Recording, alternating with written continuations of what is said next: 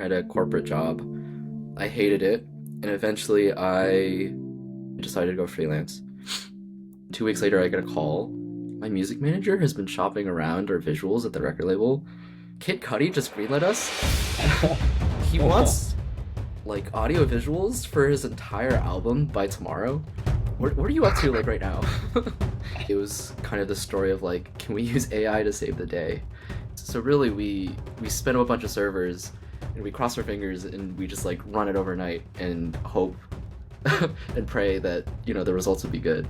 I sent them all off, and the marketing team looked at them and they were like, "This is not at all what we want." They shot down all 12 concepts, and they're like, "Can you make it feel like some stoner sci-fi psychedelic stuff?" I was like, "All right, bet, I'll do that."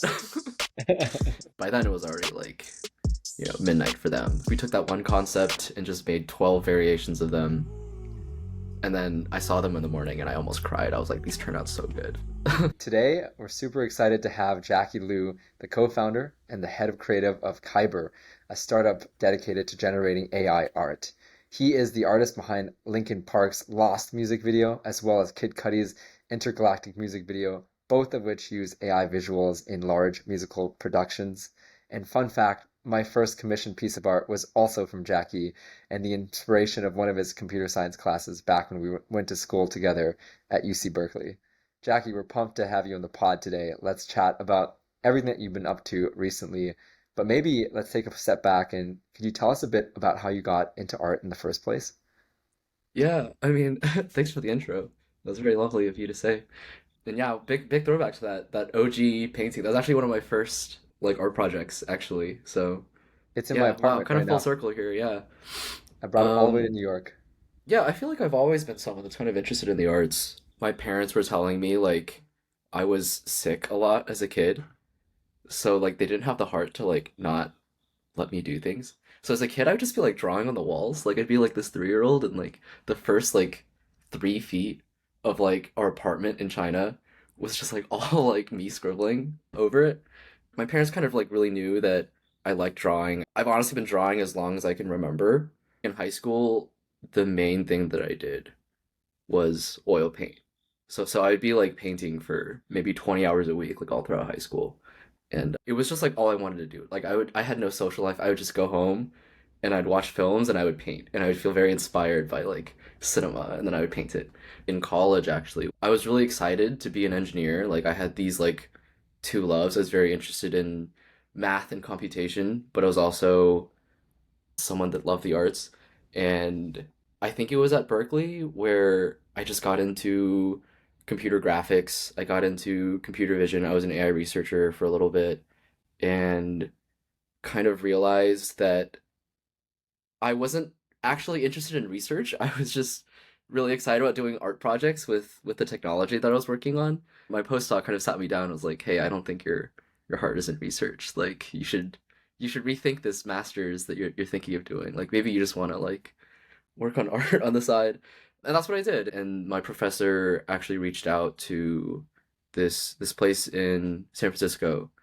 He was like, "You should check this place out. They have a lot of cool exhibitions. They do a lot of technology and art." And that's how I got my start. And I started exhibiting AI art. And I've been at it since like 2018. This is kind of like my my weird niche artistic hobby that has suddenly blown up and is now like very much in the public discourse, which is kind of interesting. Yeah, that's awesome. Clearly, like you've had, even at an early age, ideas of scribblings on the wall. But I think that since then, you've got so many more mediums to express art. You have oil, you have even now like generative AI. So I'm curious for inspiration and when you think about what to create, how much of that has been influenced by your idea and inspiration of the world and what you want to put out, and how much that has been influenced by having new tools and new mediums and new ways to apply your imagination to art. Yeah, that's such a good question, actually. I think it's so hard to figure out what you want to say as an artist. I think that's still something that I kind of struggle with. It's like, I think you're always having this loop where you're living your life, you feel like you have a story to tell, and then you try and tell it, and then 2 years pass by and you look back and you're like, gosh, what was I doing? What was I thinking of? But I think a recurring thing in my work has actually been this fascination with technology. I think I'm one of the few software engineers that like while studying at Berkeley had very like romantic notions about computation. Like in my head there's like Monet and there's Picasso and then there's like Claude Shannon. Like, you know, like the goats. And like I think to me, computation is something that's also really beautiful. I think that the I've always had this feeling that when I'm working on an engineering project or I'm honestly like studying computer science and studying art and thinking about like making things, that was always felt like the same part of my brain. I think in many ways I can't help but be very expressive when I'm an engineer, but also be very analytical as an artist. I'm like somewhere in between. And I think this generative AI thing is kind of like a mix of everything my brain is kind of good at. I think a lot about how the new media, in this case being AI, is something that can be very interesting and profound. I've been very excited about the emergent properties of AI. So there's this idea that I can just have my data set and I run an algorithm and suddenly all these crazy things appear.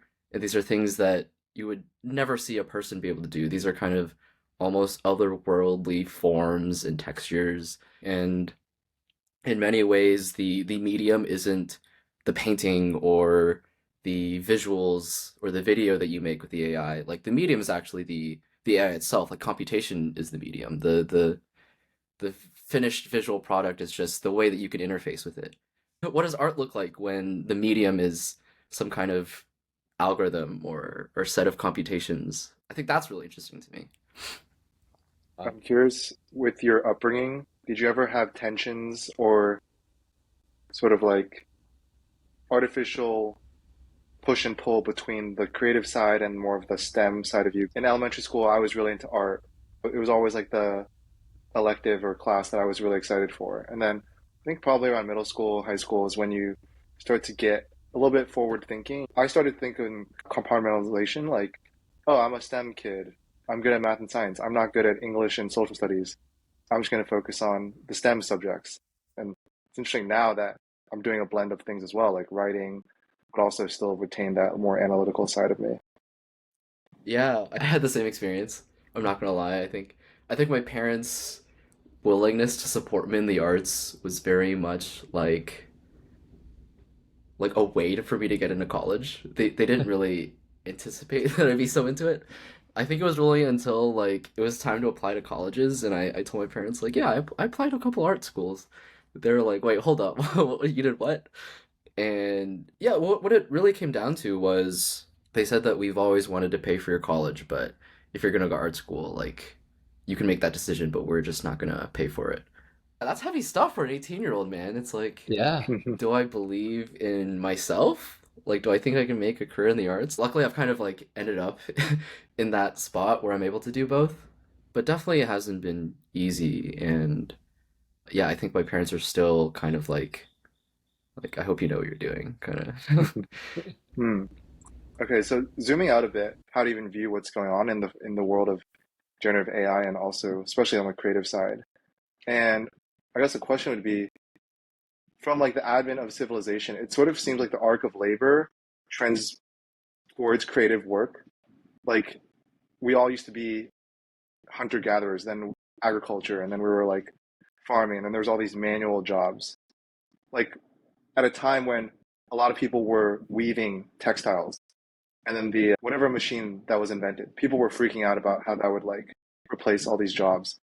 And it seems like we always find a way to invent new jobs that are more creative.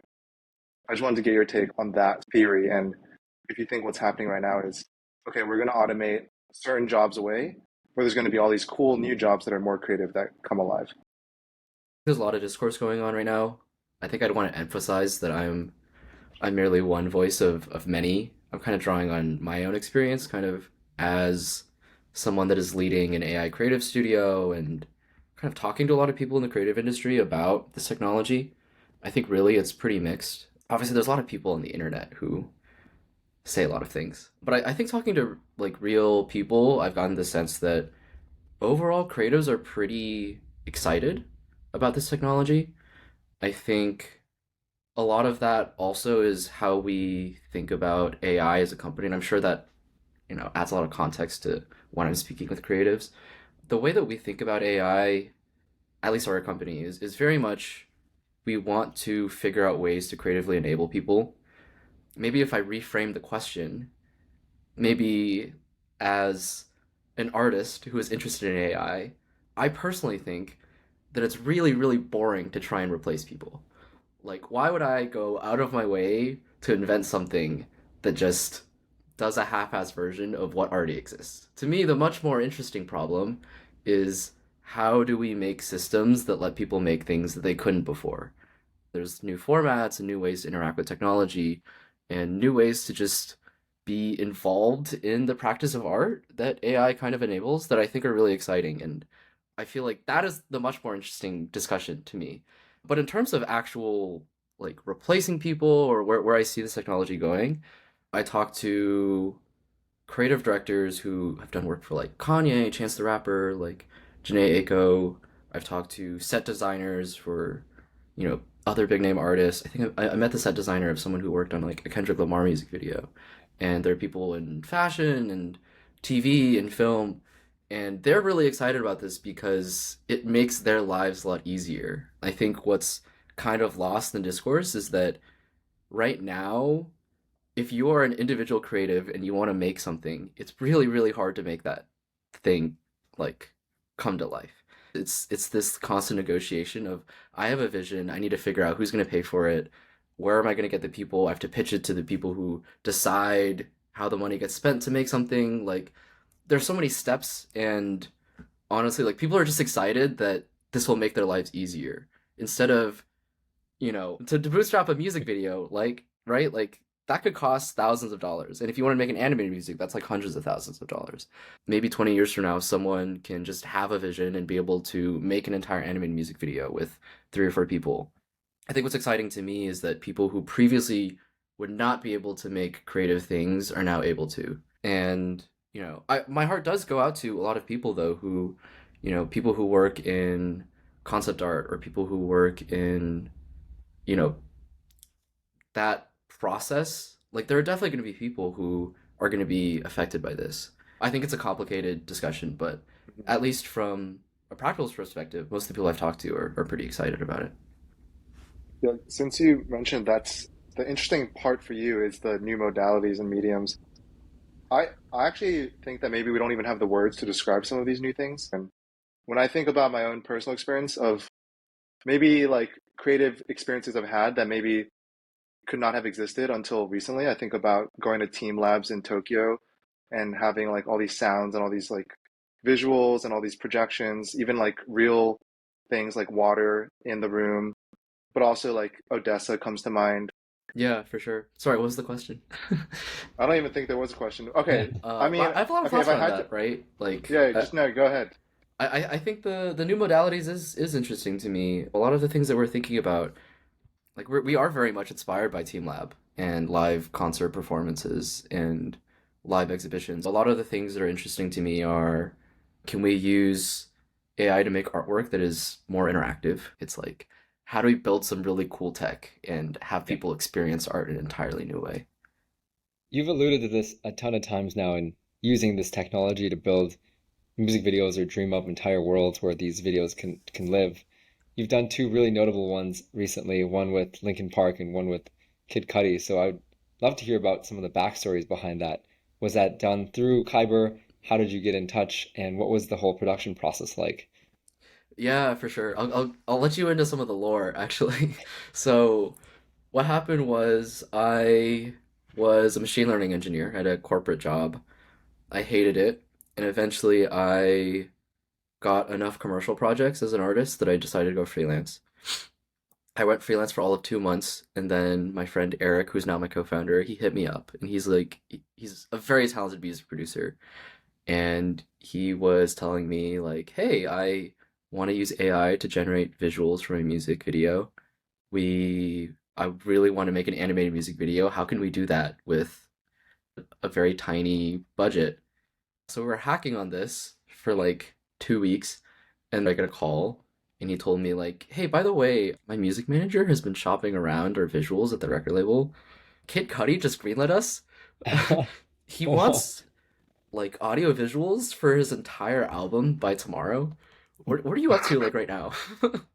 So I was just at 24 a coffee hours. shop working with a friend, so I book it home and we just like work overnight. We just been working on it for 2 weeks, so really we spin up a bunch of servers and we cross our fingers and we just like run it overnight and hope and pray that the results would be good. And then we sent it to them and they loved it. They loved the visuals. They were like, "These are so cool. We're putting these out tomorrow. Like these are Whoa, so whoa, much better than whoa. what we were gonna do." And that was when me and Eric kind of looked at each other and were like, "Oh, there's something here." And that was the impetus. Eric started working on the beta version of the Kaiber app, the commercial app that's Yeah. available. And around the same time, like I was still a freelance artist. I was like contracting for their company essentially. Wait, hold on. And We can't skip on this story that quickly. 24 hours. What is going on? Why is Kid Cudi demanding a music video in 24 hours? oh, well, see, that's the thing I'm sad about. I never got to meet Kid Cudi. All of this stuff, it was the Kid Cudi stuff was a much smaller project. It was the album was already out, the movie already come Mm. out, and Mm-hmm. basically the marketing team was trying to put together audio visuals, some set of lyric videos for social media channels. So I Yeah. was working with Kid Cudi's marketing team, and basically Ah. they found our visuals and the album was already released, and basically in their heads they're like, we need to put something out before the 7 day streaming numbers come in. um Oh. so they hit us up and they're like, you just press a button and some videos will come out, right? Like AI, like super cool. We need these tomorrows because we got to hit our streaming numbers. And I It think really being the proved type out of the people. low budget, quick turnaround thesis that you had going in. Yeah, for sure. I think we look at those videos now and they're pretty dated, but I think for the time they're really cool. I was personally really excited about them. So even with a 2 week prototype and then overnight sprinting, when you submit it to them, like how did you feel about the product, what you were delivering? Did you feel good about it? Oh, I thought they were really sick. I mean, we Okay. we did 12 videos total. I think we had maybe one or two misses, but everything else was gas. Yeah. I love it. I saw it. I've watched it multiple times. It's really cool.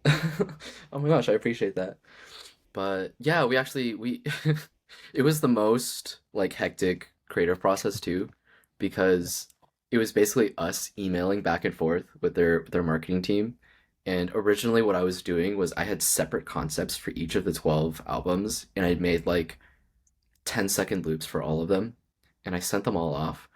And the marketing team looked at them and they were like, this is not at all what we want. They shot down all 12 concepts and they're like, can you just make it look like the movie? And can you make it feel like some stoner, sci-fi, psychedelic stuff? And then I took that and I was like, all right, bet, I'll do that. And then we had like two or three more rounds of feedback, and we had like one concept that they really liked, and then by then it was already like midnight for them. So we just spun up a bunch of servers. We took that one concept and just made 12 variations of them.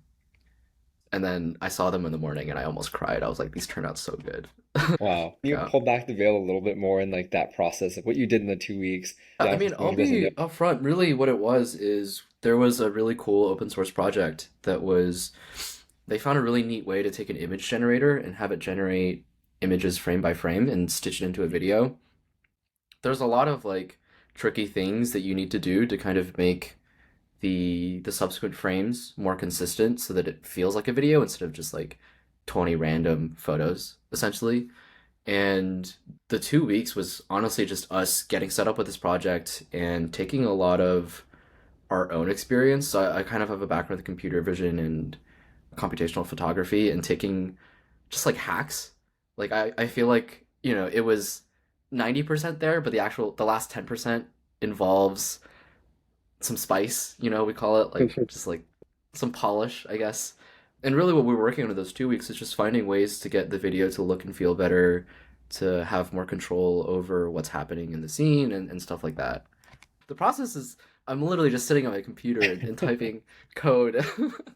Like it's actually not that exciting or glamorous, I feel like. I wish there was some crazy like process, but really it feels a lot like software dev. It's like you're hitting your head against a keyboard until it finally works. To put some context to this, so Kaiber, we started the beta in January.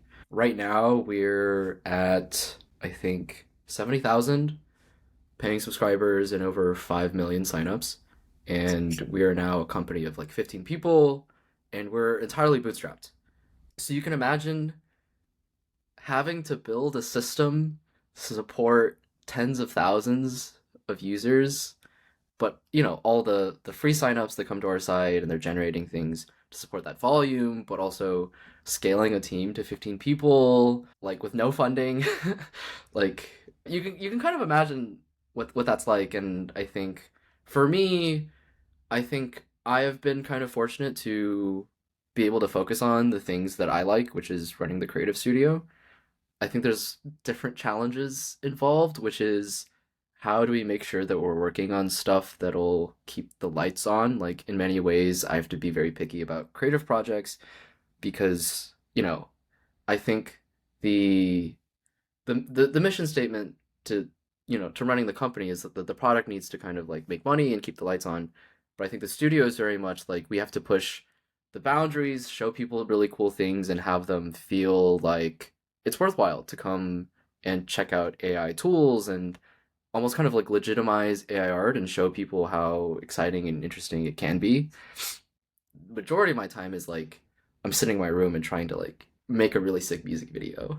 Every time my friends ask me how I'm doing, I'm like, I've aged so much in the last week. Like I feel like it's been kind of crazy, but honestly, I'm having a pretty good time. So Yeah. Can you talk to us about music videos? Like my experience, my relationship with music videos is like back in the iTunes days when songs were 99 cent and a music video was $1.29.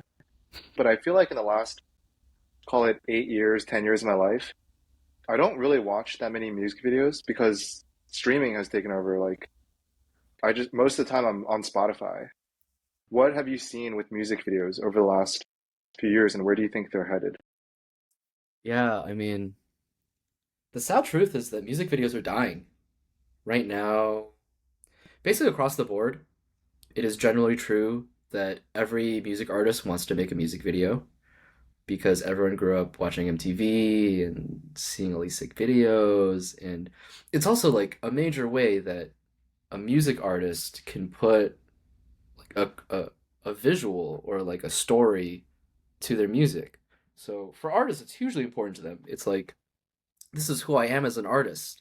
Like this is how I want you to see the music that I'm making. But no, like music videos don't make any money nowadays. I think there was a time when if you had a crazy music video, you put it on TV or you put it on YouTube, and people would listen to your music because they thought your music video was really cool. Nowadays, Hmm. that's just becoming more and more not true. The budgets for music videos are getting less and less. I think big artists, they were spending hundreds of thousands of dollars per music video. Now, like, you'd be lucky to be like breaking like five figures on a music video, even for the top artists. And, smaller artists, like, you know, probably less than 10 grand per video. So that's kind of like what you're working with the music industry. Yeah. These days, everyone is they're much more concerned about making TikTok content, vertical content. We'll go into meetings and we're like, we have this amazing concept for a music video that we want to run by you guys. And they're like, actually, what if instead of paying you 10 grand to make a music video, we just paid you 10 grand to like make 15 TikTok assets for us? Like, that is kind of like where the discussion is.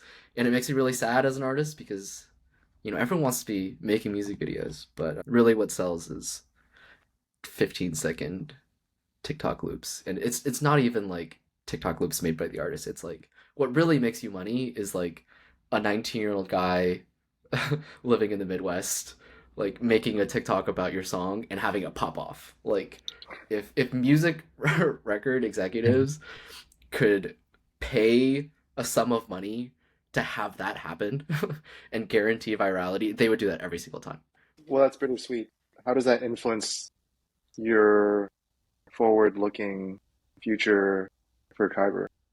Yeah, I think when it comes to video producers, so a lot of big directors get their start making music videos, and it's almost like a place where people who are new to film can kind of cut their teeth. I think in many ways that's kind of how we're thinking about it too. I think we're making the realization that if we do want to run this creative studio as a profitable business and not just like a sunk cost in marketing to the commercial app, we need to think about what kind of creative projects actually pay. And unfortunately, that's not the music industry. So I think right now we're thinking about a lot of other different avenues that we can do creative projects.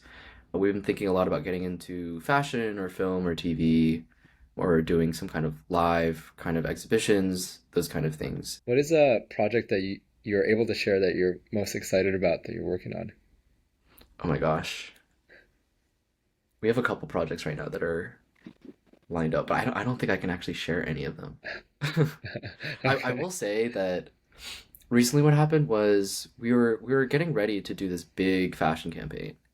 We were set to do the social media for this brand's entire fall winter campaign, and it was going to be a really big moment.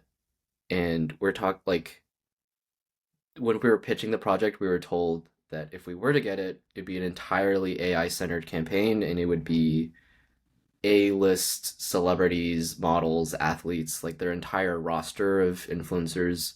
They would all be posting AI videos that we would be making with like models that are trained on each individual like person. We've been working on it for 3 months, and we sunk a lot of our own money into the project because we thought it was gonna be so big, and they canceled it at the last moment for many of us, especially the founding team. Like this stuff is kind of like a passion project. In many ways, we're kind of just willing to eat costs because we just want to make things that are cool. And I think the overall vision of this company is not necessarily to scale or be venture backed or even IPO or get acquired. I think we just very much want to make cool things and make this technology real and do creative projects with each other. The big reason why we haven't gotten funding is because, we are the kind of people that will want to just throw 50 grand into like throwing our own concert. And we really don't want anyone around to tell us we shouldn't do that. I hope I get an invite to this concert. So it can really depend, right? Because, we did a big music video for Linkin Park, and all of our first users probably heard of us through that video. So in many ways, like you could argue that that music video was worth $1 million. Oh my And had that God. song on repeat all day, and Abe has too. I probably listened to Jackie, it at least 20 not times. even lying when I said I've listened to it over 100 times. I actually just had that on repeat. That's so wild. I I love that mean, song and I love the music video for it. yeah, that music video was honestly crazy to work on. We got in touch with Mike Shinoda, who Eric knew from this music Web3 project that he was working on like a while ago. And he came to us and said, we're thinking about releasing new music for the 30th anniversary of Meteora. And I was really excited for that because Meteora was like one of my first albums growing up as a kid.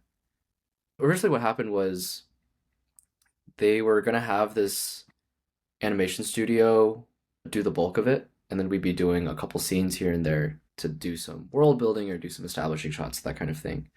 What we quickly realized was that we only had a month to do it, and there was no way that they were going to finish animating everything on time. And really, it was kind of the story of like, can we use AI to save the day? So basically, every single shot essentially in that music video was processed with AI. We found ways to take wireframes and basic animations and then add a ton of detail and world building using Whoa. the AI post processing technique that we made. And because we only had a month, it was like this crazy sprint where basically we had a shot list, and they would send us assets and they're like, we need this processed by the AI. And we'd run it, and we basically had like 2 or 3 days to invent the technology. And if we, whatever we had at the end of those 3 days, we just like were extremely harsh. It was just like, this is not ready. We're cutting it. We're gonna change the shot list, new shots. So it was like every 2 3 days, we just update the shot list, do more shots, try and get it to look good, and eventually you stitch it all together and you have a full video. But we ended up probably making like I want to say like over an hour to 2 hours worth of footage, like for Well, this music video. Like it was like genuinely every day I woke up and I was like, how am I gonna do this? Like what was I'm just your gonna have to try things for a few days until it works.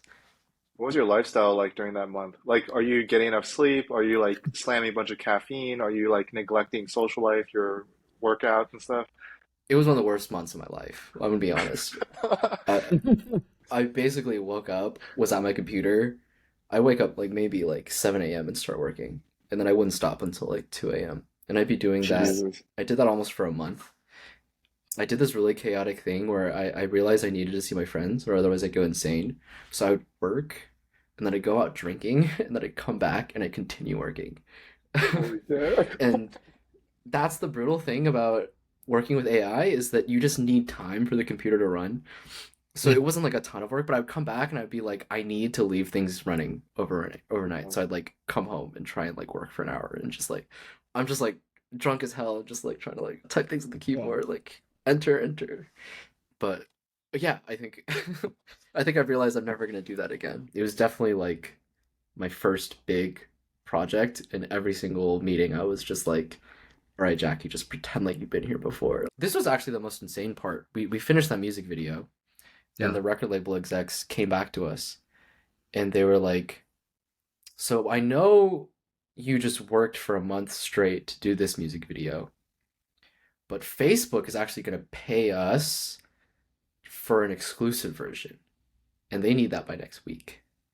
So is there any way that you can make a completely distinct music video for Facebook? And and this time like they were just like we were like asking them like what counts as distinct, like how different does it have to be, and they're like, yeah, ideally like you just shouldn't reuse any of the shots you use in the original music video. All of us were just like, what do you mean, like we can't do this in a week? So we basically just generated the entire thing with AI, and we brought in one of Eric's like roommates who's a video editor.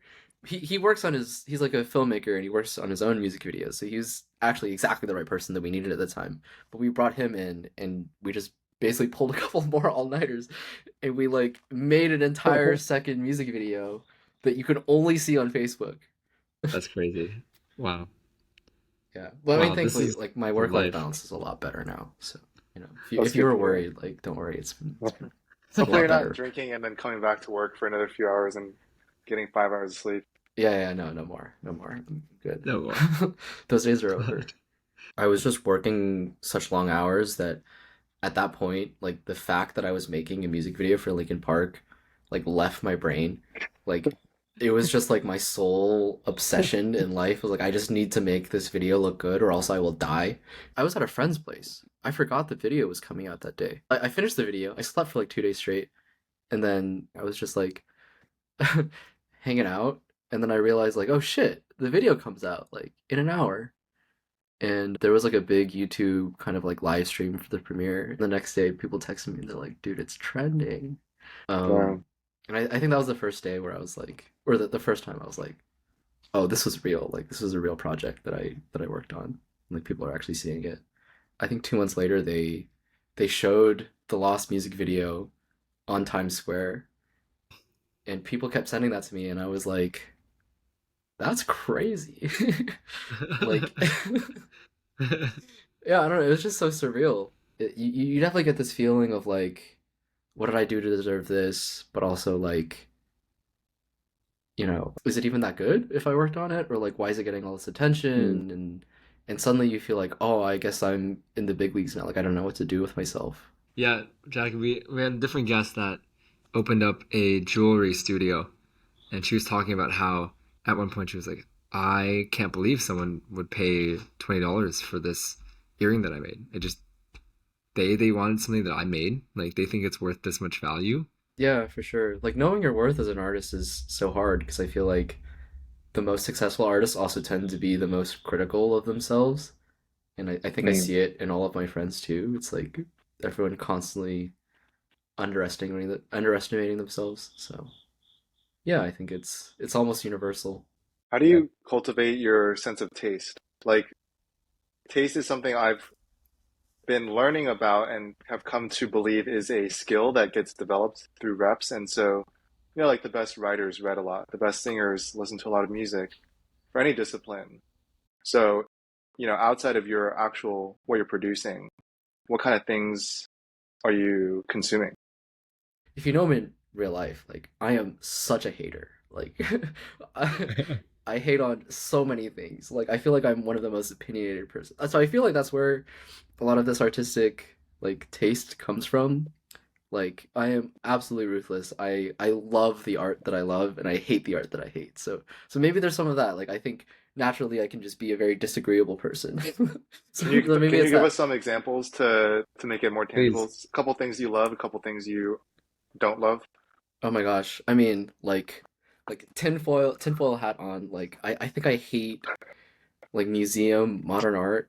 Like I am such a hater. I think that modern art is the way that it is because it's marketed to rich people and rich people only. It's not meant to actually be enjoyed by people who have sane tastes in things. So like I'll walk into the Whitney and I'll be like, I hate almost everything here. Like, what does this mean? Obviously, like artists work very hard. Their work is valuable, but at the same time, like I will see some things where I'm like, art feels very personal to me, and it blows my mind that you've decided to like make your entire art practice centered around this. Should I name drop specific things that I like? Like, I'm genuinely curious. yeah, I'm not sure. What have I been like looking at recently? There are a couple of generative artists that I really like. Some people that I follow on Instagram. This guy named Ben Heim makes these like beautiful swirling clouds, and they're all entirely built with like shaders and generated like it's like all math. And I think Look it they're up. stunning to look at. Another guy, Rafik Anadol, he's probably the goat of AI generated art. He did a thing at the MoMA, and I learned recently that they're keeping it in the permanent collection. As they should. It looks really really good, and it's all built on data and like machine learning models trained on the entire MoMA's like catalog of What's art. this Hmm. person? How do you spell his name? Rafik Anadol. Honestly, just look up MoMA AI art Moa. installation. Like he's probably the first one. He's this Turkish guy. He's been doing AI art for a really long time. You know He him? was the guy that I looked up to when I was first getting into it like 4 years ago. Yeah, very cool. Cool shit. Awesome. Well, in closing here, Jackie, I think it's been really cool to talk to you, hear about your story of scribbling on a wall as a little toddler to now coming up and finding a new medium of art and helping artists and musicians around the world be able to create things out of their imagination. You've taken your machine learning experience at Stripe and combined it with your artist in residence experience at your company. Do you have any parting words for our audience who might be interested in, who might be artists themselves or people trying to pursue their passions like you did? What kind of parting thoughts would you leave the audience? Yeah, I think I would say that I think when it comes to this stuff, I think authenticity matters a lot, especially in these hot topic fields, whether you want to be a founder, an artist, working as an AI artist, or just are excited about new technology in general. I think there is a lot of propensity for people to try and make money with new technology, but I do think that if you're someone that's really interested in it, the authenticity is very obvious, and I think it'll take you a long way. Do what you're excited about, and I think the rest will follow. That'd be my advice. Amen. Awesome. I wrote a blog on authenticity, so I definitely agree. That's awesome. Thanks so much for coming on. This was fun. If you enjoyed that episode, please like and subscribe. We're just getting started to tell the stories of these amazing creators, athletes, and entrepreneurs. Drop a comment below on what was your favorite part of this episode, and stay tuned because we're going to be releasing new episodes every 2 weeks for On the Rise. See you next time.